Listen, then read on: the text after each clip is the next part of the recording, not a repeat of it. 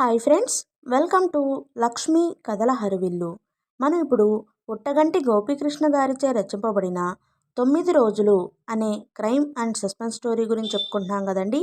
ఈ స్టోరీ కానీ మీకు నచ్చినట్లయితే ప్లీజ్ లైక్ చేసి మీ ఫ్రెండ్స్కి ఫ్యామిలీ మెంబర్స్కి షేర్ చేయండి. అలాగే ఛానల్ని సబ్స్క్రైబ్ చేసుకోండి. 9వ రోజు.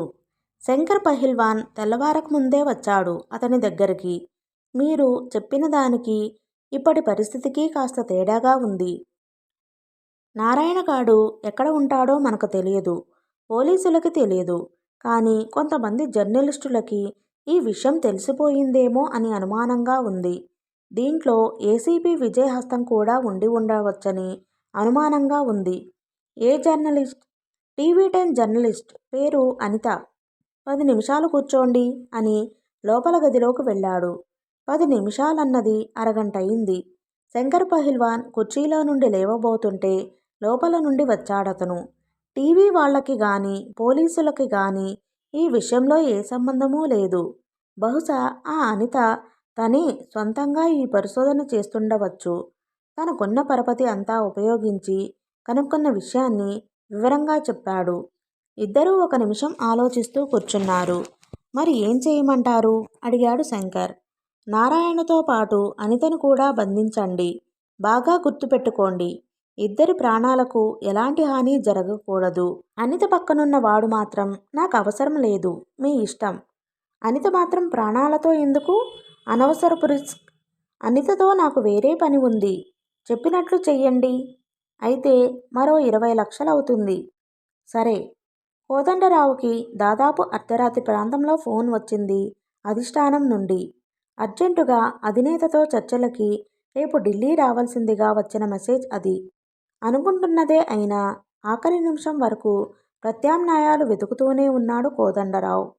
శాశ్వతం కాదని తెలిసినా పదవి పోతుందంటే ఎక్కడో కలుక్కుమంటుంది. కేసు సంగతి ఎంతవరకు వచ్చిందో కనుక్కోవడానికి ఏసీపీ విజయ్కి రాత్రే ఫోన్ చేశాడు. ఏమైంది విజయ్? డిఎన్ఏ రిపోర్ట్ ఇంకెప్పుడు వస్తుంది? ఏం చెప్పమంటారు సార్? ఇప్పుడు ఇంకాసేపు అంటూనే లేట్ చేస్తున్నారు. ఇవాళ ఇస్తామన్నారు, మరలా రేపంటున్నారు. మీకు తెలుసు కదా సార్, ఫారెన్సిక్ వాళ్ళ మీద నాకేమీ కంట్రోల్ ఉండదు. కనీసం రేపు మధ్యాహ్నంలోపు వచ్చే వీలు ఉందా? ట్రై చేస్తాను సార్.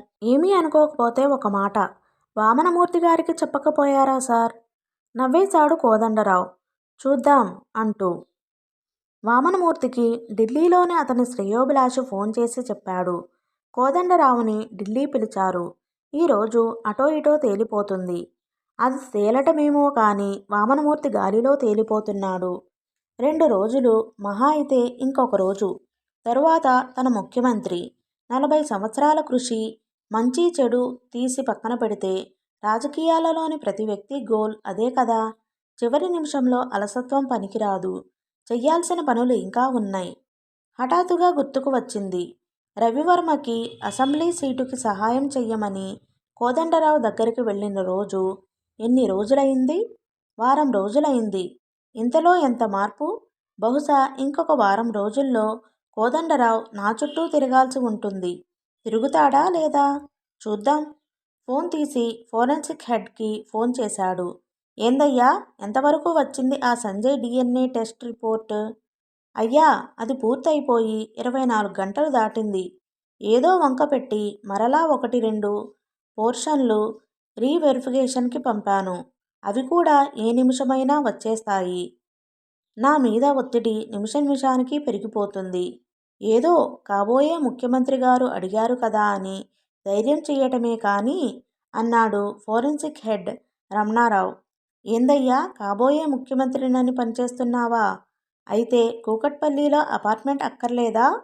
పెద్దగా నవ్వుతూ అన్నాడు వామనమూర్తి. అక్కర్లేదని కాదు, ఇంకా అంతకంటే ఏం చెప్పాలో అర్థం కాక ఆగిపోయాడు. భయపడకు, అపార్ట్మెంట్ ఏడకీ పోదులే. రిపోర్ట్ మాత్రం నాకు చెప్పకుండా రిలీజ్ చెయ్యొద్దు అని ఫోన్ పెట్టేశాడు. ఇంతలో వేరే ఫోన్ మోగితే ఎత్తాడు వామనమూర్తి. సార్, సీఎం గారు ఉదయం ఫ్లైట్కి ఢిల్లీ వెళ్తున్నారు. వామనమూర్తి నొసలు చిట్లించి ఆలోచిస్తున్నాడు. అనిత అర్జున్లు ప్రయాణిస్తున్న కారు నెల్లూరు సమీపించింది. ఊరు వచ్చే ముందు అడ్డంగా ప్రవహిస్తూ అడ్డు వచ్చింది పినాకిని. దానిని దాటుతుంటే అప్పుడే సూర్యుడు పసిడి వర్ణంలో నది వెనక నుండి ఉదయిస్తున్నాడు. తల కుడివైపుకు తిప్పగానే ఉదయభానుడిచే అభిషేకింపబడుతున్న రంగనాథస్వామి ఆలయం కనిపించింది. పెద్ద నది పక్కనే ఓల్డ్ టెంపుల్. ఉమా చెప్పిన మాటలు అనితకి చెవిలో మారుమోగుతున్నాయి. ఊర్లోకి ప్రవేశించకుండానే మనకి కావలసిన ల్యాండ్మార్క్ సులభంగా దొరికింది. అలాగే నారాయణ కూడా దొరికితే బాగుండు అంది అనిత.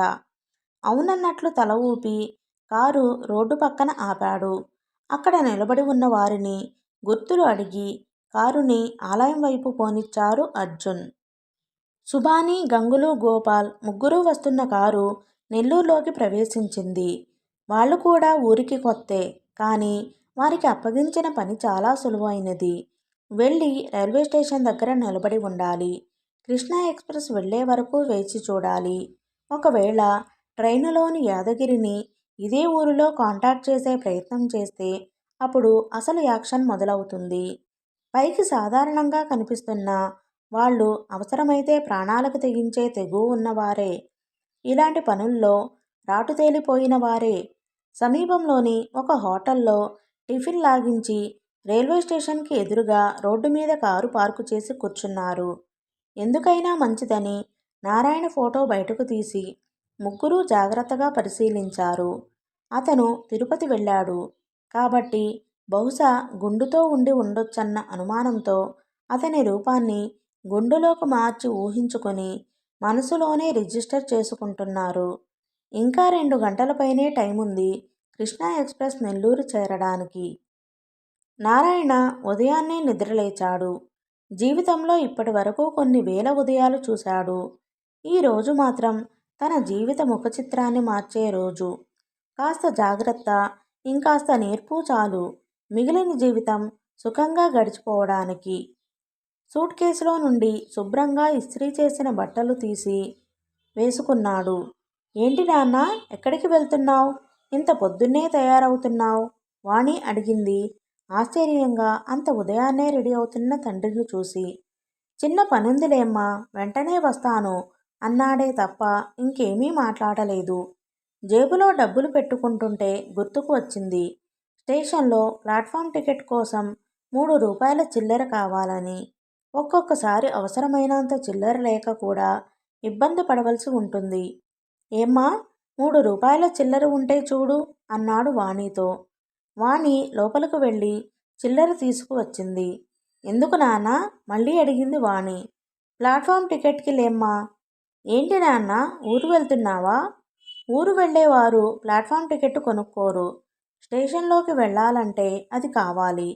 కృష్ణాలో తెలిసిన వాళ్ళు వస్తున్నారు, కలిసి వస్తాను అంటూ బయటకు నడిచాడు. అక్కడ నుండి రైల్వే స్టేషన్కి నడిచి వెళ్లే దూరమే. నెమ్మదిగా బయలుదేరి అటువైపు నడవడం మొదలుపెట్టాడు. యాదగిరి తిరుపతి రైల్వే స్టేషన్లో కృష్ణా ఎక్స్ప్రెస్ ఎక్కి కూర్చున్నాడు. ట్రైన్ బయలుదేరింది. రేణిగుంట స్టేషన్ సమీపించింది. అరగంటలోపే మొదటి స్టేషన్ చేరువవుతుంటే యాదగిరి గుండె వేగంగా కొట్టుకుంటోంది. ఇంతవరకు ఎలాంటి సూచనలు లేవు. ఏ స్టేషన్లో ఎవరికి ఎలా అందచేయటమంటావో తెలియలేదు. ఏ మాత్రం తేడా వచ్చినా తన వలన ప్లాన్ పాడైనా శంకర్ పహిల్వాన్ తోలు తీస్తాడు. అందుకే ఒళ్ళంతా కళ్ళు చేసుకుని మరీ అలర్ట్గా ఉన్నాడు. ట్రైన్ రేణిగుంట నుండి బయలుదేరింది. గుడి దగ్గరికి చేరుకున్న అనిత, అర్జున్ దాని చుట్టుపక్కల అరగంట నుండి నారాయణ ఫోటో పట్టుకుని ఎంక్వైరీ చేస్తున్నారు. అనుభవం లేకపోవడం చేత కొంత, అథారిటీ లేకపోవడం చేత కొంత వారి వెతుకులాటకు ఫలితం కనబడడం లేదు. ఇంకా ప్రజలు పూర్తిగా దైనందిన కార్యక్రమాల్లోకి ప్రవేశించే సమయం కాకపోవడంతో జనసంచారం పలుచగా ఉంది. అర్జున్, ఇక లాభం లేదు. ఏసీపీ విజయ్కి ఫోన్ చేసి లోకల్ హెల్ప్ అడుగుదాం అంది అనిత. మన దగ్గర ఒక టెలిఫోన్ నంబర్ ఉంది కదా, అది నారాయణ కూతురు ఉమకి ఫోన్ చేసిన నంబర్. అది పబ్లిక్ ఫోన్. అందుకే దానికి మనం ఎన్ని కాల్స్ చేసినా రెస్పాన్స్ రావడం లేదు. టెలిఫోన్ డిపార్ట్మెంట్ వాళ్ళ దగ్గర దాని అడ్రస్ ఉంటుంది. అది సంపాదించగలిగితే అక్కడ నుండి ఎంక్వైరీ మొదలు పెట్టవచ్చు. కాబట్టి విజయ్కి ఫోన్ చేసి ఈ హెల్ప్ అడుగుదాం సలహా చెప్పాడు అర్జున్. అనిత ఫోన్ అందుకున్న విజయ్ ఆమె చెప్పే మాటలు సావకాశంగా విన్నాడు. Great work Anitha. కానీ ఈ విషయం ఇప్పటి వరకు నాకు చెప్పకుండా పొరపాటు చేశారు.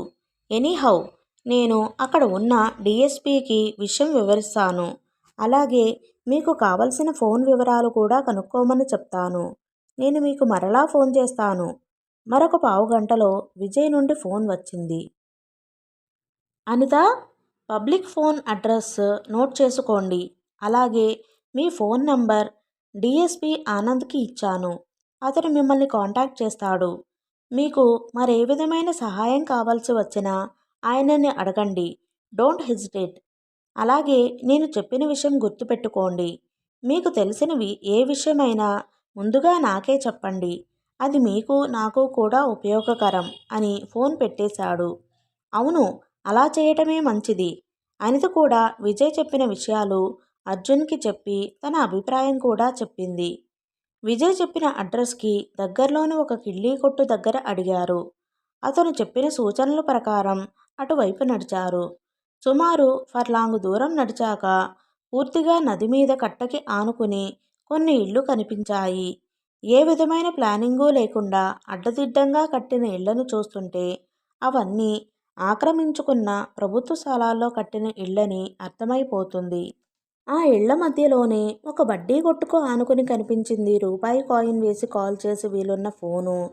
దానికి ఆనుకుని ఒక చిన్న చిల్లర దుకాణం. అక్కడ అప్పటికే ఒకరిద్దరు మనుషులు సరుకుల కోసం వచ్చి ఉన్నారు. దుకాణంలోని వ్యక్తి వారందరికీ సరుకులు ఇచ్చే పనిలో క్షణం తీరిక లేకుండా ఉన్నాడు.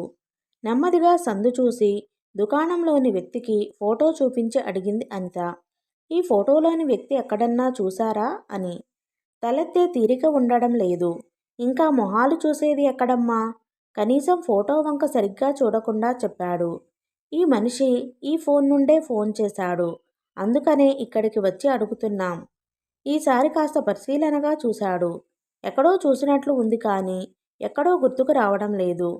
అక్కడ గుమిగూడిన వారు కూడా ఒకరి తర్వాత ఒకరు ఫోటో చూశారు. ఆఖరికి అందులో ఒక ఆయన, ఈడు లక్ష్మి వాళ్ళ అన్నయ్య కదూ, వాళ్ళింటికి చుట్టపు చూపుగా వచ్చాడు. ఇందాకే ఇటు వడివడిగా నడుచుకుంటూ పోతుంటే చూశానే. ఆ లక్ష్మి వాళ్ళ ఇల్లు ఎక్కడో చెప్పండి. వాళ్ళకి తెలియవచ్చు కదా అతను ఎక్కడికి వెళ్ళింది. అక్కడే ఆడుకుంటున్న పిల్లవాడిని కేకేసి లక్ష్మి వాళ్ళ ఇల్లు చూపించమని పురమాయించాడు ఆయన. ఆ కుర్రాడు చూపిస్తున్న దారిలో వెళ్ళి లక్ష్మి వాళ్ళింటికి చేరుకున్నారు. తలుపు కొట్టగానే లోపల నుండి ఒక ఆవిడ బయటకు వచ్చింది. ఏమ్మా, నారాయణ ఉన్నాడా? ఇప్పుడే బయలుదేరి వెళ్ళాడు. ఇంతకీ మీరెవరు? మేము నారాయణ పనిచేసే కంపెనీకి సంబంధించిన వాళ్ళం. అతనితో పని ఉంది. అర్జెంటుగా కలవాలి. ఇప్పటిదాకా ఇక్కడే ఉన్నాడు. ఇంతలో బయటకు పోయాడు. ఏడకు పోయాడో తెలియదు. నిస్సహాయతను వ్యక్తం చేసింది ఆవిడ. ఇంతలో లోపల నుండి నారాయణ కూతురు వాణి బయటకు వచ్చింది. బయట గుమిగూడిన వ్యక్తుల వంక ప్రశ్నార్థకంగా చూసింది. మీ నాయన కావాలంట. ఏడకబోయిండో తెలుసా? నిన్న కూడా ఈ వయసు పిల్ల అందించిన సహకారంతో ఇంత దూరం వచ్చాం. ఇప్పుడు ఈ అమ్మాయి కూడా చేస్తే బాగుంటుంది అనుకుంటూ ఆశగా చూసింది అనిత. రైల్వే స్టేషన్కి వెళ్ళాడు. చాలా సింపుల్గా చెప్పింది అమ్మాయి. ఎందుకు? ఏదన్నా ఊరు వెళ్తున్నాడా? ఆత్రంగా అడిగింది అనిత. లేదు, కృష్ణా ఎక్స్ప్రెస్లో ఎవరో వస్తున్నారంట. వారిని కలిసి వస్తానన్నారు. అమ్మయ్యా అనుకుంది అనిత. ఆపై ఇంకా ఆ అమ్మాయి నుండి ఎలాంటి ఉపయోగపడే సమాచారం లభించలేదు.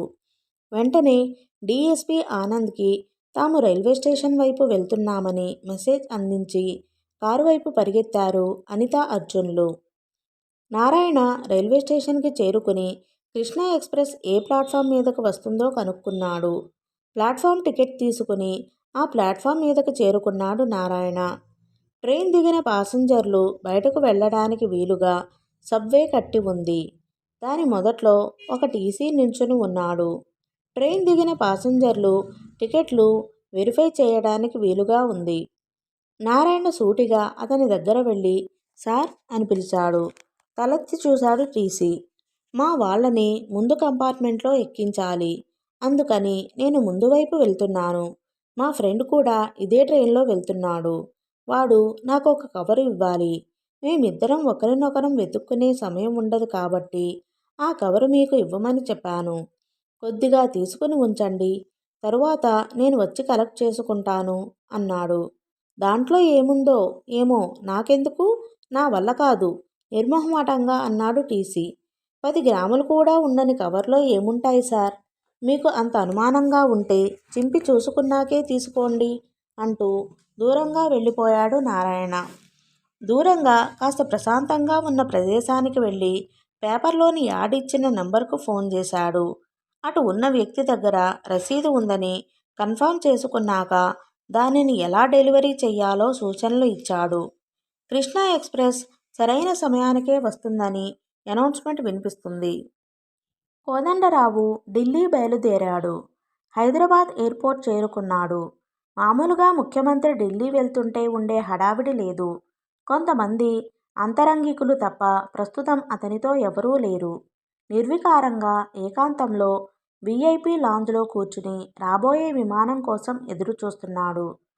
కృష్ణా ఎక్స్ప్రెస్లో కూర్చున్న యాదగిరి నారాయణ నుండి ఫోన్ రాగానే ఆ విషయం శంకర్ పహిల్వాన్కి ఫోన్ చేసి చెప్పాడు. అయితే నారాయణ నెల్లూరులో ఉన్నాడన్నమాట. నువ్వు మాత్రం అతని సూచనల ప్రకారం డెలివరీ ఎలా ఇవ్వమంటే అలాగే చెయ్యి. మిగిలిన విషయాలు నేను చూసుకుంటాను అని ఫోన్ పెట్టేశాడు శంకర్ పహిల్వాన్. కాసేపు ఆలోచించి నెల్లూరులోని తన అనుచరులైన సుబానీ బృందానికి ఫోన్ చేశాడు శంకర్ పహిల్వాన్. రసీదు మార్పిడి నెల్లూరులో జరుగుతుంది కాబట్టి నారాయణను పట్టుకునే అవకాశం మీకే ఉంది. మీరు పట్టుకోలేకపోయినా పర్వాలేదు, కానీ అతనికి మాత్రం అనుమానం రాకూడదు. అలాగే ఆ జర్నలిస్ట్ అనిత, దాన్ని అనుసరించి ఉన్న కెమెరామ్యాన్ని కూడా బంధించండి. ముఖ్యంగా నారాయణ, అనితలు ప్రాణాలతో కావాలి. Best of luck. మరొకసారి జాగ్రత్తలు చెప్పి ఫోన్ పెట్టేశాడు. అనిత, అర్జున్ల కారు రైల్వే స్టేషన్ చేరుకునే సమయానికి డీఎస్పీ ఆనంద్ కూడా అక్కడికి చేరుకున్నాడు. డీఎస్పీ ఆనంద్ విజయ్కి క్లోజ్ ఫ్రెండ్. ఆనంద్ కూడా విజయ్లానే పూర్తి నిబద్ధతతో కర్తవ్యానికి అంకితమైన పోలీస్ ఆఫీసర్. ఆనంద్ తన కారు కాస్త అవతలగా పార్క్ చేసి తను కూడా అనిత, అర్జున్లతో పాటు వారి కారులోనే కూర్చున్నాడు. ముగ్గురు ఒకరితో ఒకరు కేసు గురించి చర్చించుకుంటున్నా వారి దృష్టి మాత్రం రైల్వే స్టేషన్ ఎంట్రన్స్ మీదే ఉంది. రైల్వే స్టేషన్ ముందు ఆవరణమంతా చాలా విశాలంగా ఉంది. కారుని ఎంట్రన్స్ కనిపించేలా ఆపి ఉంచినా ఎవరూ పట్టించుకోలేదు. ఒకవేళ ఎవరన్నా అబ్జెక్ట్ చేసినా చూసుకోవడానికి నేనున్నానంటూ ఆనంద్ భరోసా ఇచ్చాడు. స్టేషన్లోని అనౌన్స్మెంట్లు బయటకు కూడా వినిపిస్తున్నాయి.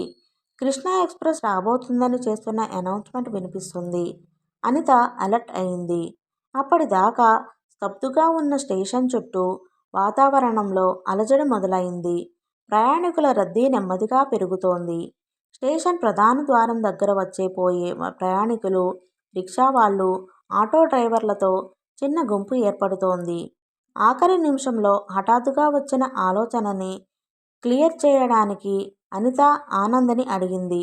అన్నట్లు స్టేషన్ నుండి బయటకు రావడానికి ఇదేనా మార్గం, ఇంకేమన్నా ఉన్నాయా? ఆనంద్ కూడా ఆలోచనలో పడ్డాడు. ఇంకో 2 మార్గాలు ఉన్నాయి. తూర్పు వైపు మరో 2 దారులున్నాయి. కానీ మీరు చెప్పిన దాని ప్రకారం నారాయణ కుటుంబం ఉండేది ఇటుపక్క కాబట్టి ఇటే వస్తాడన్న ఉద్దేశంతో ఉన్నాను. ఏమో, ఎవరు చూడవచ్చారు? ఎందుకైనా మంచిది. నేను మిగిలిన మార్గాల్లో ఏదో ఒక దాని దగ్గర ఉంటాను. అర్జున్, నువ్వు ఒక మార్గం దగ్గర ఉండు. ఇటువైపు చూసుకోవడానికి ఆనంద్ ఎలాగూ ఉన్నారు కదా. మీరు ఒంటరిగానా? అనుమానంగా అన్నాడు ఆనంద్ అనితతో. అతనేమీ క్రిమినల్ కాదు కదా సార్ అని తలుపు తెరుచుకుని స్టేషన్లోకి వెళ్ళింది. అర్జున్ కూడా ఆమెను అనుసరించాడు. సుబాని బృందానికి కూడా ఆఖరి నిమిషంలో తెలిసింది రైల్వే స్టేషన్ నుండి బయటకు వెళ్ళడానికి ఇంకా 2 మార్గాలున్నాయని.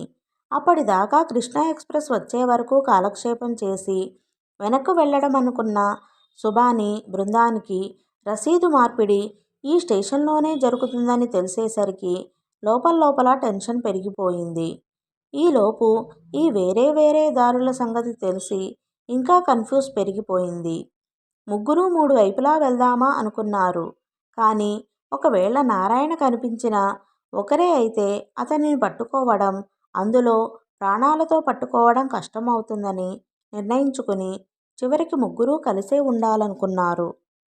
లోపల నుండి అనౌన్స్మెంట్ వినిపిస్తుంది. కృష్ణా ఎక్స్ప్రెస్ ప్లాట్ఫామ్ 2 మీదకి రాబోతుందని. ఒరేయ్ గోపాల్, క్లోరోఫామ్ సీసా ఎక్కడ ఉంది? అడిగాడు సుబాని. కార్ డాష్బోర్డ్ నుండి తీసి ఇచ్చాడు. తెరువు. గోపాల్ సీసా తీశాడు. సుబాని ముగ్గురి కర్చీఫుల్లోనూ కొన్ని చుక్కలు వేశాడు. వాటిని మడతపెట్టి తిరిగి జేబులో పెట్టుకున్నాడు. పదండి అనుకుంటూ ముగ్గురూ పరుగు పరుగున ప్లాట్ఫామ్ 2 మీదకి చేరుకునేటప్పటికి దూరంగా కృష్ణా ఎక్స్ప్రెస్ వస్తూ కనిపించింది. ముగ్గురం ఒకచోట ఉంటే లాభం లేదు. గోపాల్, నువ్వు ముందు వైపు వెళ్ళు. గంగులు, నువ్వు వెనక వైపు వెళ్ళు.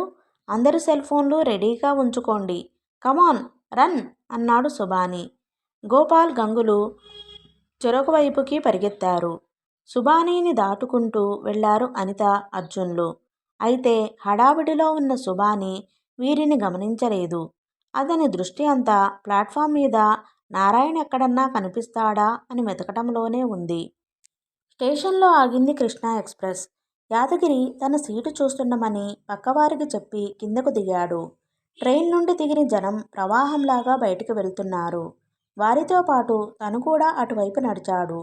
సబ్వే దగ్గర నిలబడి ఉన్నాడు టీసీ. ముందు వెళ్తున్న వాళ్లను తప్పించుకుంటూ గబగబా ముందుకు వెళ్ళి టీసీ దగ్గర నిలబడి, సార్, కొద్దిగా ఈ కవర్ మా ఫ్రెండ్ నారాయణ వచ్చి తీసుకుంటాడు, ఇస్తారా అంటూ కవర్ అందించాడు. అంతకు ముందే నారాయణ చెప్పి ఉండడం వలన అందరి దగ్గర టికెట్ కలెక్ట్ చేసే హడావిడిలో ఉన్న టీసీ తలెత్తి కూడా చూడకుండా దాన్ని కోటు జేబులో పెట్టుకుని తన పని కొనసాగించాడు. యాదగిరి మరలా వెనక్కి తిరిగి తన బోగీ వైపు నడిచాడు. దారిలో సుబాని కనిపించాడు. కానీ అతను ఎవరో తెలియనట్లు తన దారిన తను వెళ్ళి ట్రైన్ ఎక్కాడు. వెంటనే ట్రైన్ బయలుదేరింది. ఇంతమంది జనం మధ్య నారాయణను వెతకడం దాదాపు అసాధ్యం. కొంతమంది ప్రయాణికులు చూడు, పట్టాలు దాటి వెళ్ళిపోతున్నారు. నువ్వు అటు వెళ్ళి గమనించు, నేను తూర్పు వైపు ఎంట్రన్స్ దగ్గరికి వెళ్తాను అంది అనిత అర్జున్తో. నువ్వు ఒక్కదానివే వెళ్ళడం సేఫ్ కాదనే కదా నేను వచ్చింది. మరలా విడిపోతే ఉపయోగం ఏముంది? ఇప్పుడు ఆర్గ్యుమెంట్కి టైం లేదు. కమాన్, రన్ అంటూ తను అనుకున్న వైపు పరిగెత్తింది. ఇష్టం లేకపోయినా మరో మార్గం లేదు కాబట్టి అనిత చెప్పిన వైపు బయలుదేరాడు అర్జున్. ట్రైన్ వెళ్ళిపోయిన మరో 2 నిమిషాలలో ప్లాట్ఫామ్ మరలా ఖాళీ అయింది. అప్పటికే 2వ నంబర్ ప్లాట్ఫామ్ మీద నుండి తూర్పు వైపు ఎంట్రాన్స్కి చేరుకున్న అనిత ప్రయాణికులను జాగ్రత్తగా గమనిస్తుంది నారాయణ కోసం. కానీ నారాయణ జాడ కనపడలేదు. సుబాని గ్రూప్ మాత్రం అనితను గుర్తించారు. వెంటనే సుబాని మిగిలిన ఇద్దరికీ ఫోన్ చేశాడు. గోపాల్ని తన దగ్గరకు రమ్మని, గంగుల్ని మాత్రం నారాయణ కోసం చూస్తున్నామని చెప్పాడు. గోపాల్ వచ్చి సుబానీని కలుసుకున్నాడు. ప్రయాణికులందరూ బయటకు వెళ్లడం అయిపోయింది. అనితకి నారాయణ ఆచూకీ మాత్రం దొరకలేదు. ఏం చెయ్యాలో అర్థం కాక తిరిగి స్టేషన్లోకి బయలుదేరింది. ఆమె అటువైపు రావడం గమనించగానే సుబాని గోపాల్ చెవిలో తన ప్లాన్ చెప్పాడు. అనుకున్న ప్లాన్ ప్రకారం గోపాల్ ఎంట్రన్స్ బయట నిల్చున్నాడు. సుబాని మాత్రం ప్లాట్ఫామ్ మీదే నిలబడి ఉన్నాడు. అనిత తనకి బాగా చేరువయ్యింది. అనుకున్న వెంటనే సుబాని పెద్దగా నారాయణ, ఒరే నారాయణ అని అరిచాడు. ఉలిక్కిపడిన అనిత అతను ఎవరిని ఉద్దేశించి అరుస్తున్నాడో చూడడానికి వెనక తిరిగి చూసింది. అప్పటికే గోపాల్ గోడ పక్కకు వెళ్ళిపోతున్నాడు. అందుకే అతని మొహం సరిగ్గా కనబడలేదు. సుబాని కూడా ఇప్పుడు ఎంట్రాన్స్ వైపు నడుస్తున్నాడు. అనిత గబగబా అతన్ని చేరుకుంది. మీరిప్పుడు నారాయణ అని కేక పెట్టారు. నారాయణ అంటే? మా ఫ్రెండ్ మేడం, హైదరాబాద్లో ఉంటాడు. ఇప్పుడు ఇక్కడున్నాడు. కలుసుకుందా రమ్మంటే వచ్చాను. ఇప్పుడే కృష్ణాలో దిగాను. మరి మిమ్మల్ని కలవకుండా, మీ అరుపుల్ని వినిపించుకోకుండా ఎక్కడికి వెళ్తున్నాడు? వాడెక్కడికి వెళ్తాడండి? మా మిగిలిన ఫ్రెండ్స్ కనిపించి ఉంటారు. వారి వైపు వెళ్ళి ఉంటాడు. నా మాటలు వినిపించి ఉండవు. నేనొక నారాయణ కోసం వెతుకుతున్నాను. అతను ఇతను ఒకరేనేమో చూద్దాం. నాకు చూపించరా మీ ఫ్రెండుని? దాందేముంది మేడం, రండి. ఉంటే అదుగో ఆ కారులో కూర్చుని ఉంటాడు. చూద్దాం రండి. అనిత మరింకేమీ ఆలోచించకుండా కారు దగ్గరకు నడిచి కిటికీలో నుండి లోపలకు చూసింది. లోపల ఉన్న గోపాల్ క్లోరోఫామ్ చల్లిన కర్చీఫ్ ఆమె ముఖానికి గట్టిగా అదిమాడు. ఏం జరుగుతుందో అర్థమై తల బయటకు లాక్కునే లోపే 2-3 సార్లు ఊపిరి పీల్చవలసి వచ్చింది అనితకి. పెద్దగా అరుద్దామని నోరు తెరిచింది కానీ కేక బయటికి వచ్చే లోపలే స్పృహ కోల్పోయింది. కింద పడి ఉన్న అనితని బయట ఉన్న సుబాని పడకుండా పట్టుకుని కార్ డోర్ తెరిచి లోపలికి తోశాడు. లోపల గోపాల్ ఇంకాసేపు కర్చీఫ్ అనిత ముక్కుకి అదిమి అక్కడ సరిగ్గా పడుకోబెట్టి కిందకు దిగాడు. ఇంతలో సుబాని సెల్ మోగింది. గంగులు చేస్తున్నాడు. ఎత్తి హలో అన్నాడు సుబాని. నారాయణ కనిపించాడన్నా. ఆ రసీదు టీసీ దగ్గర నుండి తీసుకుని బయటకు పోతుండు. ఉరికి రావాలే. సుబాని అతన్ని అనుసరించి గోపాల్ మరలా లోపలికి పరిగెత్తారు. వీళ్ళు 2వ నంబర్ ప్లాట్ఫామ్ చేరేటప్పటికి నారాయణ 1వ నంబర్ ప్లాట్ఫామ్ నుండి బయటకు పోయే ద్వారం వైపు వెళ్తున్నాడు. ముగ్గురూ మళ్ళీ పట్టాలు దాటుకుంటూ నారాయణ బయటకు వెళ్తున్న వైపు పరుగు తీశారు ఒక్కసారిగా. వీరు స్టేషన్ బయటికి వచ్చేటప్పటికి నారాయణ రోడ్డు దాటుతూ కనిపించాడు. అందరూ అటువైపు పరిగెత్తబోయి హఠాత్తుగా ఆగిపోయారు. ఒక కారు వేగంగా దూసుకువచ్చి నారాయణ ముందు ఆగింది.